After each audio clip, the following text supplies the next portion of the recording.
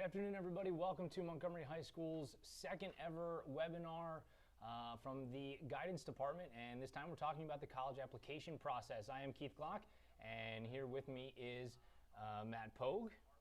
And it would probably help if I could turn off our system volume here. Give a second. Get off of that screen.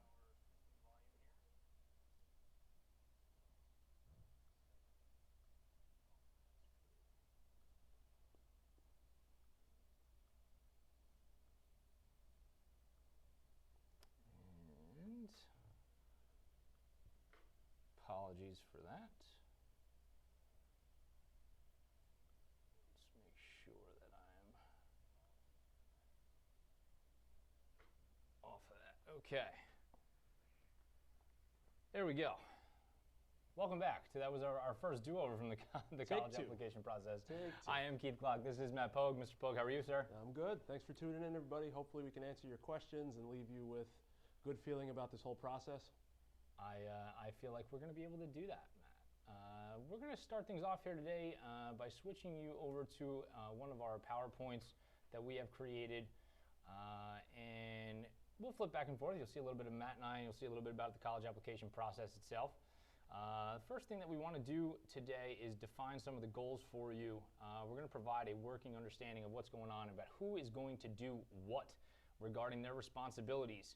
Hopefully that'll show everybody at home exactly how students are going to accomplish all of these different tasks that we have set out for them, and then how that will work hand in hand with the things that we will do as counselors and what the teachers are also going to do.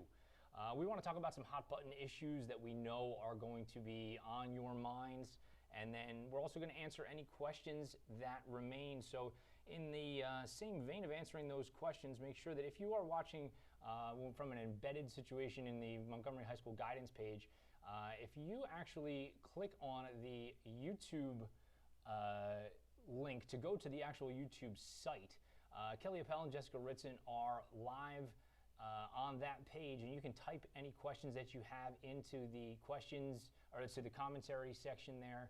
And any easy questions, they're going to be answering live as we go through. But if there's some things that maybe they feel like are a little bit, kind of we want to expand on a little bit more, they'll throw those to us at the end of the webinar, and we'll get to everything that anybody has to offer. That said, we want to get to our first hot button topic of the day, and that's going to be early decision. So when it comes to early decision, we recognize that the last couple of years we've had students just more often coming down to us saying, which school should I early D to?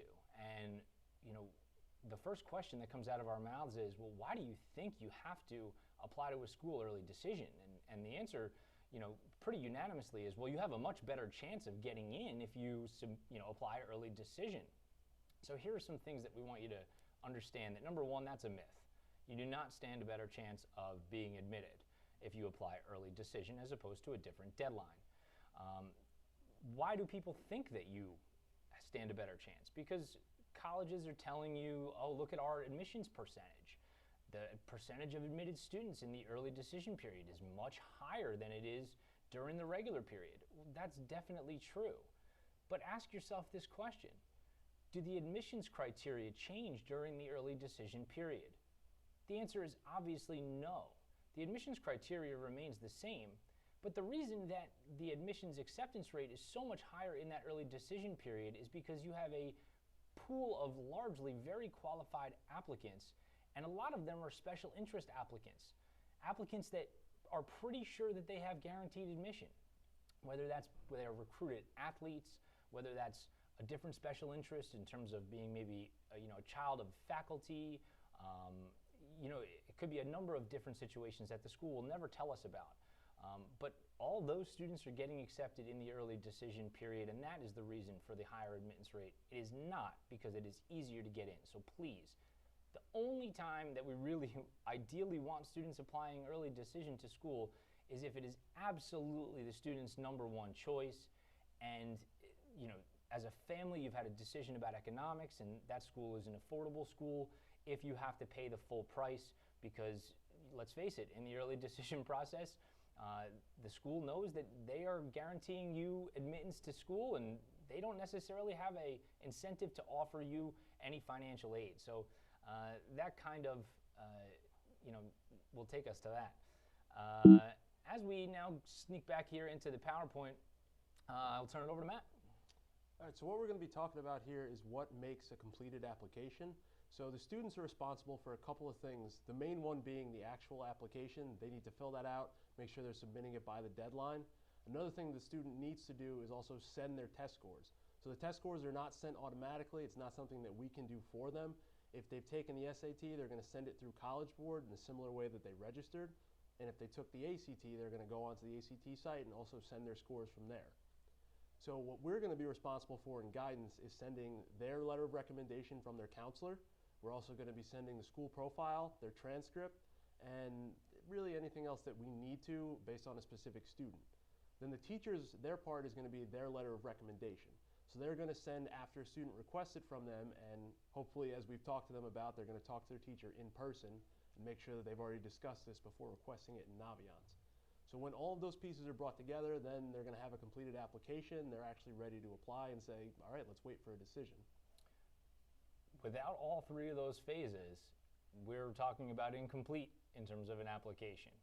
What will happen is, and it doesn't really matter in what order that these items are received, the first piece of information that a school receives on a student, they begin in an electronic file. And then as all the rest of those pieces begin to come together, they're automatically put into that same file. And then as soon as that stuff is all ready, then the school kind of has its own little internal systems that'll trigger their review process. So as we keep going here, can't stress enough how easily Naviance and the Common Application work in terms of working together. We call them a great marriage, and they certainly are. You will have to marry them as the officiant of the college application, and we're going to show you how to do that. And I want to tell you, Naviance does some things really, really well. It integrates the Common Application, and it allows us on the counselor side and the teacher side to send transcripts and letters of recommendation very, very easily.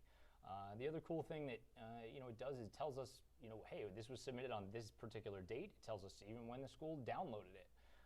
It also notifies teachers every time a student submits a recommendation request via Naviance. But there are some things that Naviance doesn't do very well. First and foremost, counselor notifications. So I just ran through a scenario where a student submits a teacher letter of recommendation request, and Naviance sends that teacher an email. Well, there's going to be some buttons that you guys are going to click off in Naviance that looks like you're requesting transcripts. And when in reality, it doesn't notify the counselor at all that that transcript has been requested. So that's a seemingly large hole in the system. But we have closed that loophole, thankfully, because we recognize that it is a loophole. And the thing that we close them with is called digital pink cards. So some people are probably wondering, if you haven't had a student that already applied through our guidance department, why are you calling it a digital pink card? So there actually used to be a physical card that they had to fill out for the schools they were applying to, and it was actually a paper and pencil thing. So we've digitized all that, so now it's really just a Google form that they're filling out. So they're going to give us some information, and it's going to trigger us to actually know we need to send transcripts, school profile, letters of recommendation for that student. So that's going to be our notification that Naviance isn't sending us, so we can make sure that we know where things need to go. Here's something to remember as well. With the pink cards, there are two items that are just complete importance. The first thing is that students have to be logged into their web browser with their MTSD student account in order to have access. You can also be sure that you have to fill out your own counselor's pink card. There are links to each counselor, or for each counselor, I should say, to have their own individual pink card. So if students are working on this process together at the same time, don't say, oh, hey, let me borrow your laptop for a second and submit your pink card, because it might end up going to the wrong counselor, and we don't really want that. How do we get to a pink card? Well, we created a Google Classroom for the students, and here is the join code. We had given this information to each and every one of them during their English classes last week, so they should all be members of this Google Classroom already, and if they're not, you can just refer back to this slide and have them join that Google Classroom. I'm going to give you some assurances right now that if you follow the directions on the digital pink card and follow the steps that we're going to go through here with you today, you're golden. So let's take a look at that digital pink card, and we're going to do so right here. So all this is a Google form, something that the students have filled out a bunch of times before, and we're also going to ask for parent and guardians' names. Now tell them why we're going to ask for the parents' guardians' name. So in the rare case that a student doesn't follow the exact directions the way we've laid out, there is a way that we're going to know. So we need to make sure that certain steps were taken before you're submitting this pink card. And one of them involves, filling out a brag sheet, making sure the parents filled it out, parent point of view. So if you say that these things were done, and then we go back and look and they were not done, then we're going to make sure that we email out to parents and the student and kind of say, hey, you said this was done, it's not done. We really can't complete this request yet. And the request will get deleted, and everybody will have to start over anyhow. And if you do decide to check no on this form, it will stop you and say, well, sorry, you can't go on until you do that. So there's also a direct link right there to that section that we need completed. As parents, did you guys complete the parent point of view? We're going to take for granted that you have at this point. And from here, we've created a couple of instructional videos that, kind of things that need doing before we can move on. The first one is going to be matching our Common App account to our Naviance account, and it's actually a pretty simple process, but we'll take you through it right now.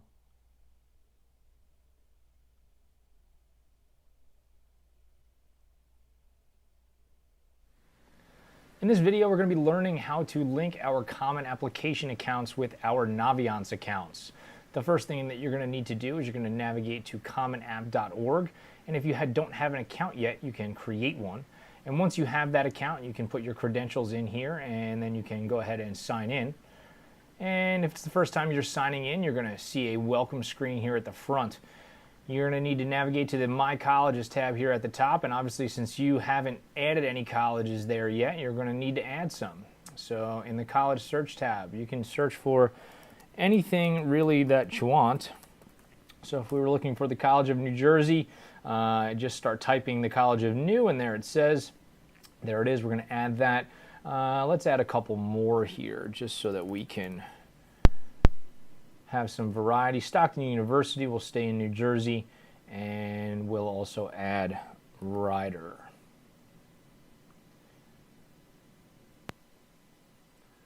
Once you arrive here on the My Colleges tab, it doesn't matter which of these colleges you select to expand, but once you do expand it, there's a link for recommenders in FERPA, and that is what you're going to have to go ahead and click.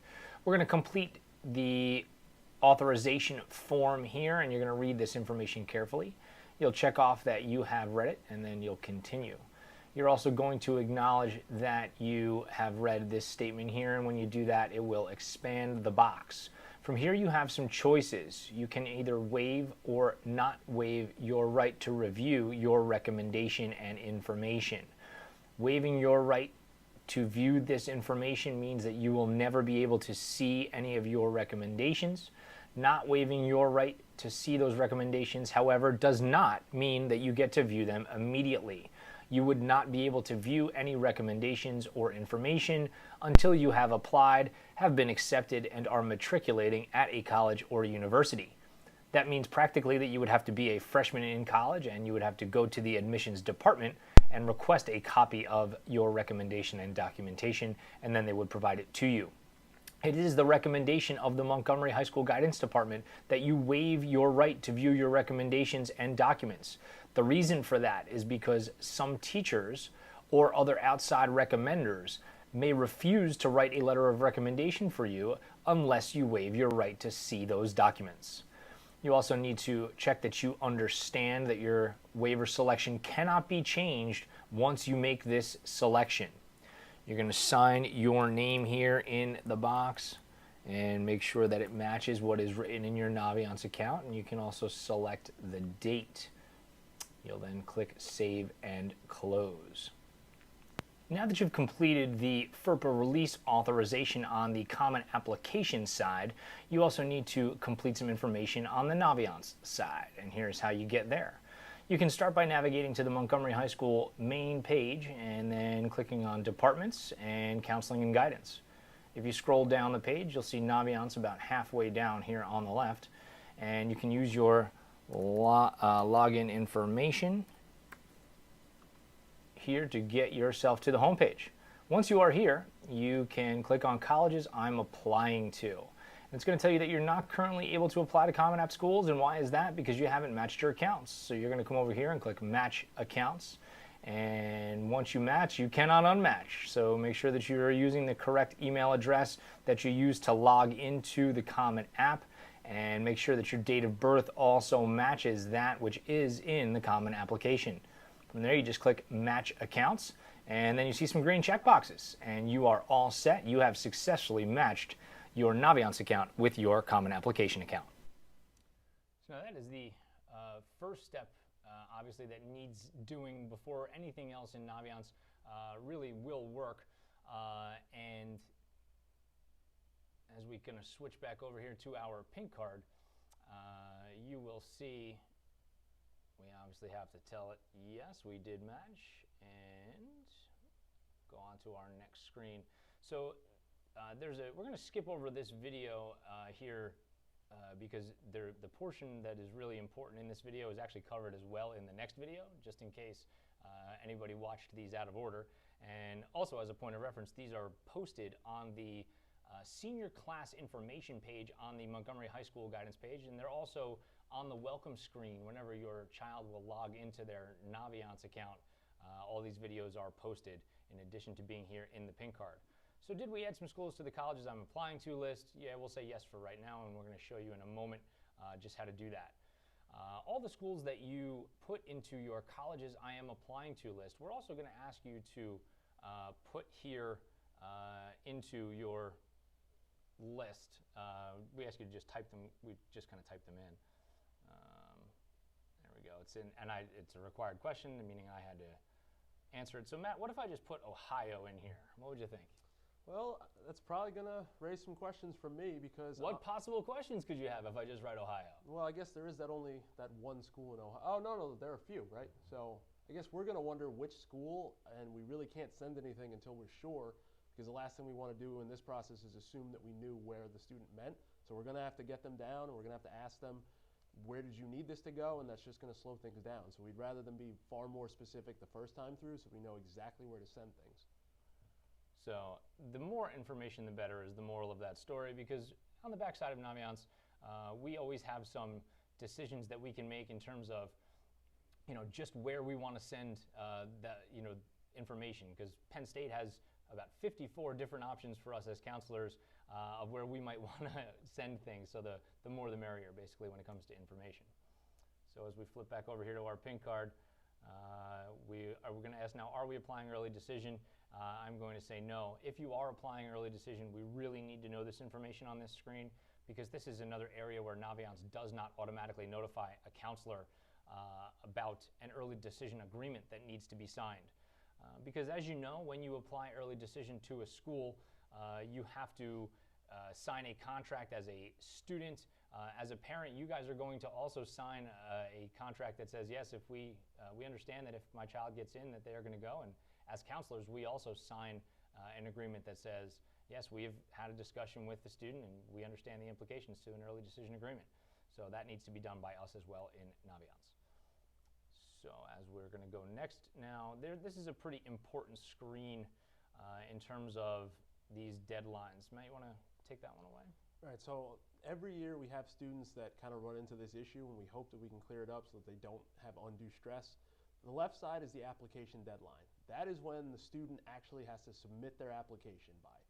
This is completely on the student's application. It's separate from this pink card. It is just them submitting the application. The other side is when we need this Google form done. So we need their pink card by the date listed on the right, because that's going to give us the time we need to actually write their letter, make sure all their transcript information is together, and make sure things are where they need to be before we send them out. So the student does not have to have the entire application done and submitted by the Google form deadline. Every year some student thinks that they do, and we want to make sure that they know they do not need to do that. Just our portion. Just the pink card. Just the pink card. So this first checkbox says that I'm aware that my counselor needs 15 school days, and that again is what this Google form deadline is, 15 school days prior to the application deadline. We send your first 5 transcripts for free. Every additional transcript is $2. We accept those in the guidance office, and students actually will not receive their diploma unless they actually have paid that fee. That's an interesting piece of information every time we tell that to the kids. We have to check out that you understand that we do not send SAT or ACT scores. That is something that is entirely done by the family because they cost money and you have to pay for it. And Montgomery Guidance does not also send teacher letters of recommendation. That is also only coming from the teachers. Okay, so lastly, we're going to show you how to submit teacher letters of recommendation in Naviance, and it's also going to show you as a piece of this how to move colleges from that colleges I'm thinking about list into that colleges I'm applying to list. So let's take a look at it.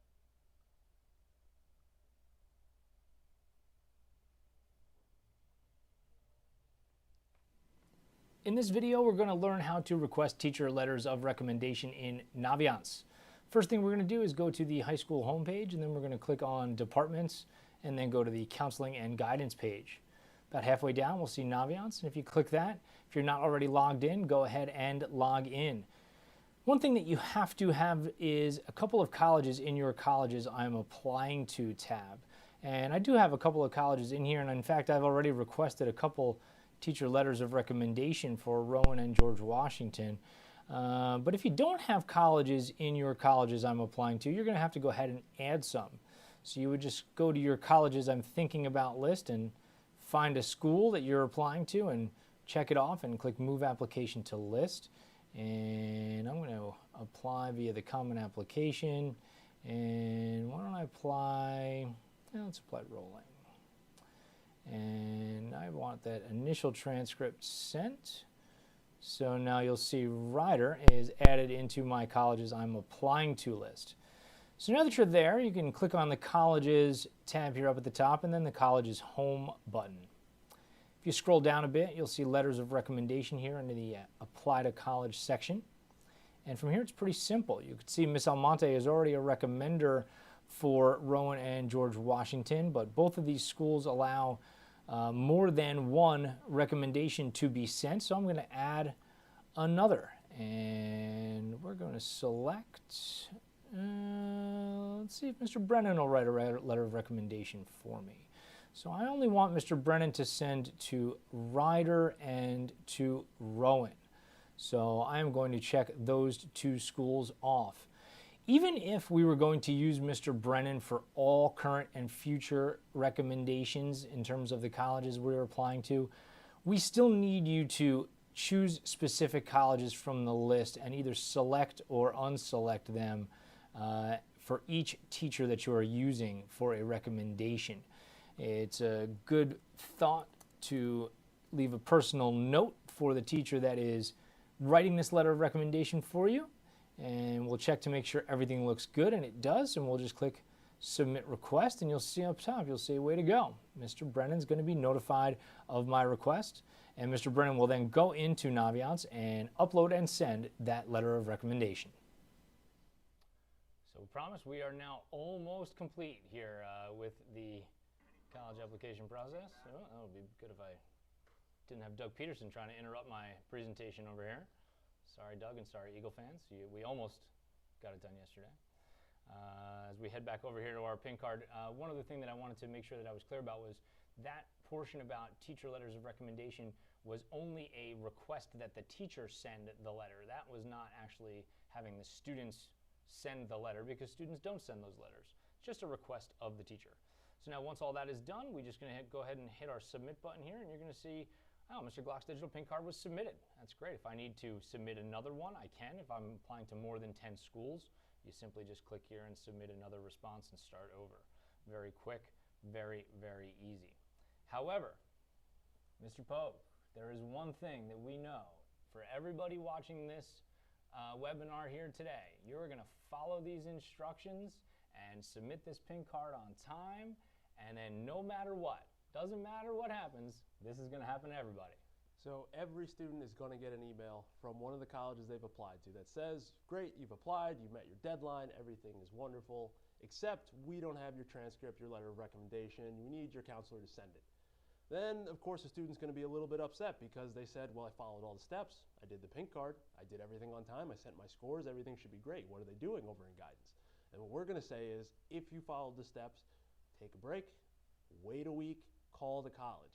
Well, I'm going to steal Mr. Glock's explanation because he really explains as well. College is not Amazon. Unfortunately, they don't work as quickly. So if you order something from Amazon and you have Prime, you'll have it that day sometimes. College process just takes a little bit longer. So what's going to happen is they're going to match all the information that you've sent from either SAT or College Board or wherever, and it's going to get matched up. It takes them a little while to do that. So when you don't panic initially when you get the email, then you're going to wait, call the college, and the student is going to call the college. We can't stress that part enough. Please do not call for your students. It is not a good look from the college's perspective if they're not handling their own responsibilities. So we need them to call and ask, and it's going to be a 4-second phone call where the college looks up something, they check, and then they say, oh yeah, we have your stuff, don't worry. So before the student comes running to us and saying, what are you doing, you haven't done it right, just relax. If they followed all the steps in the pink card, everything will be okay. We recognize what we have just asked of you is going to be very, very atypical. We have asked for an inordinate amount of patience when it comes, because we recognize the anxiety, and it's why we want to go out of our way to highlight what Matt just talked about, because we know it's going to happen, and we know everyone tends to freak out when that kind of thing happens, and we assure you, even though this may be the first time that you are going through this process with one of your children, I've been here now 13 years. If you follow these pink card instructions, I have a 100% success rate of getting things there. And that's not even an exaggeration. For students who have followed the directions through the years, we've never missed one. That's a promise. Okay. So that said, let's see, how are we doing over there with the question and answer section, live question people? Do we have anything else we want to talk about? I'm sorry. We're working on being louder. We need some better equipment. So we'll give everybody another minute or two to, if you have any other last minute questions over there on the YouTube site, go ahead and submit them. If there's anything that we need to talk about, we absolutely will. I really want to echo one of the things that Matt had just talked about, actually, and it's about parents wanting to become involved in the college process on behalf of their children. Because a lot of times as adults we feel as though we may be able to communicate what the issues are to a college maybe a bit better than our students can. And I promise you that you do not want to speak to a college on behalf of your child. The only time that you want to get involved in this admissions process is when we're talking about financial aid. Okay? After an acceptance has already happened, if the financial package is not something that you feel as though is doable for your family, it's common for parents to have a conversation with the financial departments at a particular college. But when it comes to the admissions process, under no circumstance should you be communicating with the school. We've had parents go as far as calling an admissions office and pretending to be their child. That's a horrible idea. We've heard pretty much every story under the sun that you can imagine about why you don't want to do that. So please allow the kids some time to do their thing and to communicate on their own behalf. Can you talk about the coalition application? Yeah. And a little bit more about the parent brag sheet? Sure. So the first question was, can we talk a little bit more about the coalition application? This will give us a chance to talk about applications in general. So what would you say if students have a choice between common application, a school's own application, or the coalition application? Is there like a pecking order? Well, there definitely is. If you have the option of the Common App, we are absolutely recommending that you use it. It is the tested and proven way that has been effective, and we know that it works very, very well with Naviance. And because we're using Naviance so frequently sending things, we would love that if you could use it. Now, if you don't have the option, of course, you can't use it. But if you have an option between the actual school's application and using the Common App, we also still want you to use the Common App. Because if you don't, it kind of limits what we can do on our end sending electronically. So just something to keep in mind. But rule of thumb is if you have an option for Common App, please use it.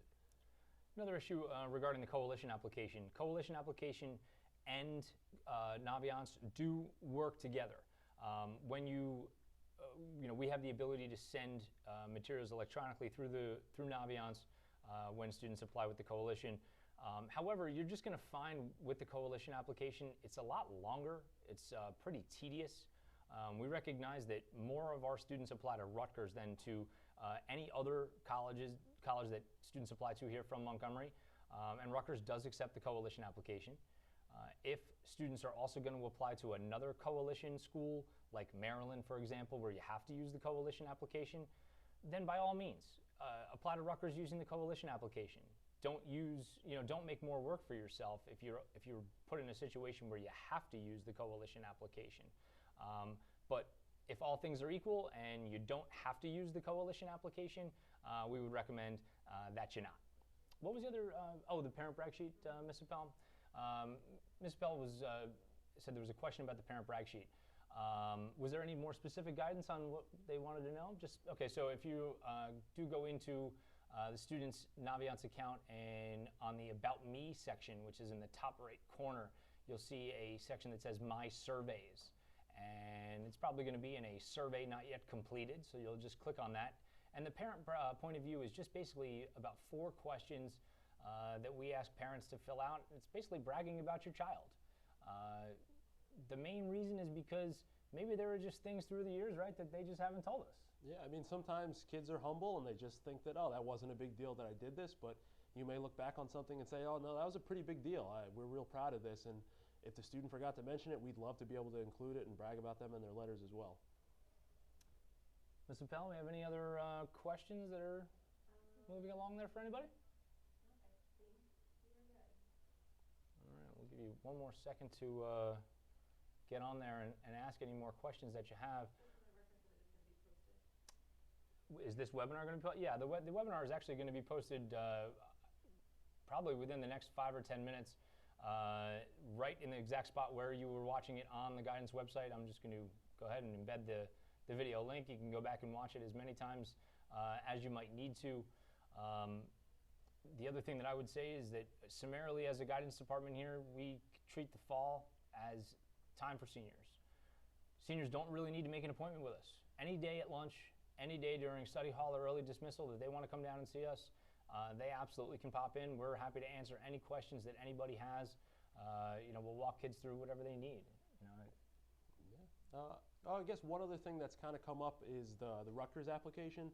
So most of our students apply to Rutgers, and one unique thing about their application is they want you to self-report your grades. So there are some schools that will ask you to do that. And for the student, all that means is asking us for a copy of their transcript, and then from that, they'll be able to input what courses they took, their grades, and all of that information is submitted. But with Rutgers, there's a separate part of the student self-reported academic record. So that is a separate part of the application. They'll create a login for that, as well as creating a login for the actual Rutgers application. They'll complete both of those and submit them, and then they've actually applied to Rutgers. They'll also need to send their test scores, but Rutgers is a school that doesn't really require anything from the guidance department. They don't really need a letter of recommendation. They really don't want it. They also don't want anything in terms of school profile. They get the information they need from their internal site. Self-reporting has become an increasingly popular trend throughout the country. It's a lot of bigger schools, I would say. The entire California state school system self-reports, has students self-report their grades. And students will just basically type in, their grades, and then at the end of the year, I would say, the school will say to us, hey, Montgomery, here's the 44 students who are going to come to Rutgers. Send us their transcripts. We then compare that information, and they match up what the students have reported and what the transcript says. And obviously, we want the students to be truthful as they self-report. We have yet to run into that situation, so we have a lot of faith in our students that we will not run into that situation as we continue to move forward. Anything else, Ms. Appel, over there from the question section? Wonderful. Mr. Pogue, anything else? No, I think that's all right. I want to thank everybody for tuning into the second ever Montgomery High School guidance webinar on the college application process. I'm Keith Glock. It's Matt Pogue, and we want to say thank everybody for watching.